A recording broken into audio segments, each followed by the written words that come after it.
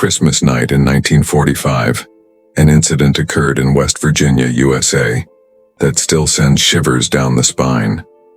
A man named George Sodder was celebrating Christmas with his wife, Jenny Sodder, and their 10 beloved children. Every face was glowing with happiness, but no one knew that this night was about to turn into a nightmare, an unsolved mystery that remains unresolved to this day. At around 1 a.m., a fire suddenly broke out in the house. George and Jenny managed to escape with 4 of their children, but the 5 children sleeping upstairs disappeared forever. Not a single bone or trace of their bodies was ever found. Did they really perish in the fire, or were they kidnapped? Was the fire truly an accident, or was it intentionally set?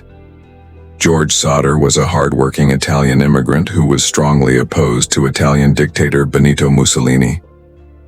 His outspoken criticism of Mussolini had made life difficult for him, forcing him to leave Italy and settle in America.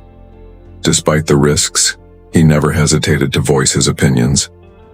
In the U.S., he ran a trucking business and was fortunate enough to own a house. His wife, Jenny Sodder, was a dedicated housewife who lovingly and strictly took care of their children. On December 24th, 1945, Christmas Eve, the Sodder children played happily with their new toys. As night fell, 5 of them went to sleep in their upstairs bedroom. At around 1 a.m., Jenny noticed smoke in the house. Upon investigation, she found that a fire had broken out in the kitchen. George and Jenny quickly got their 4 children out, but the 5 sleeping upstairs remained trapped. George did everything possible to save them. He rushed to the second-floor window but found that his ladder was missing. He then attempted to use his coal trucks to reach the windows, but mysteriously both trucks failed to start, even though they had been in perfect working condition the previous day. Those present at the scene tried calling the fire department, but shockingly no one responded. Even when contact was finally made with the fire chief, the fire brigade arrived hours later. Everyone assumed that the 5 children had died in the fire. However, the case was far more complex than it seemed. The next morning, during the investigation, officials stated that the children had perished in the fire, but this explanation made no sense. Human bones do not turn to ash even at 800 degrees Celsius, especially those containing calcium, like teeth which do not disintegrate even in a furnace. Yet, no bones, teeth, or remains were found. Forensic examination later confirmed that the fire did not last long enough to completely incinerate bones. This raised serious doubts, leading the Sodder family to reject the official report. Investigators claimed that an electrical short circuit caused the fire, but George insisted that he had recently rewired the entire house, making it unlikely that faulty wiring was to blame. As George recalled the events of that night, he remembered disturbing details. When he tried calling the fire department, he found that the phone line had been cut.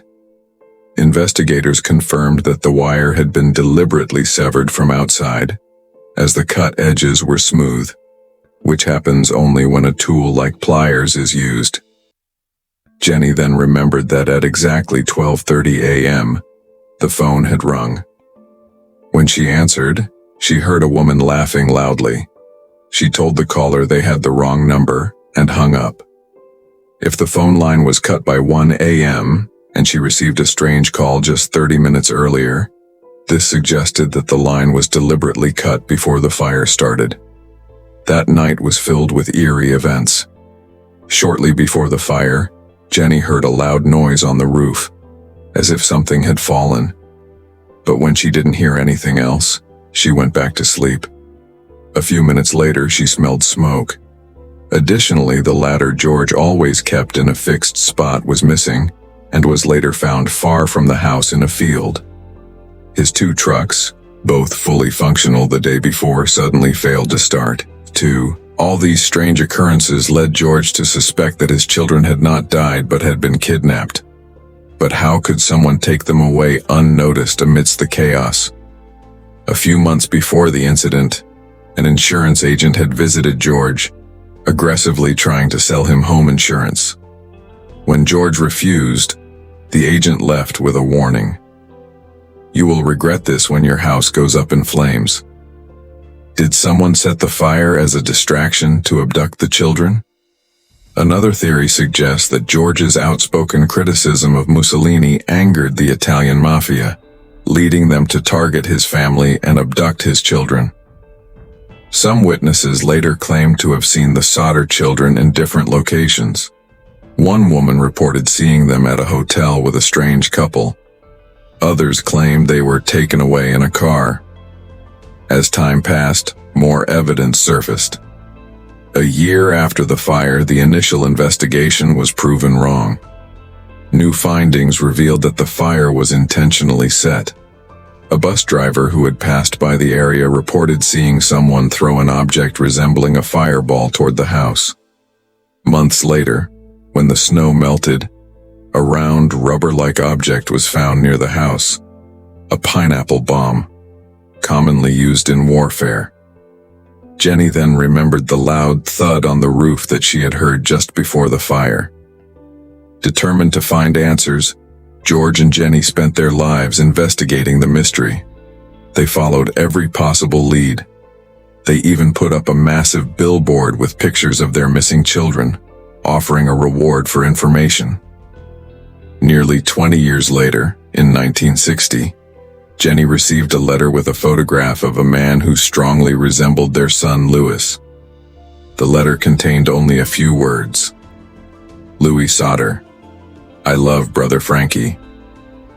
Was this really from one of the missing children, or was it a cruel hoax? George and Jenny hired a private investigator to look into the letter, but no concrete evidence was found.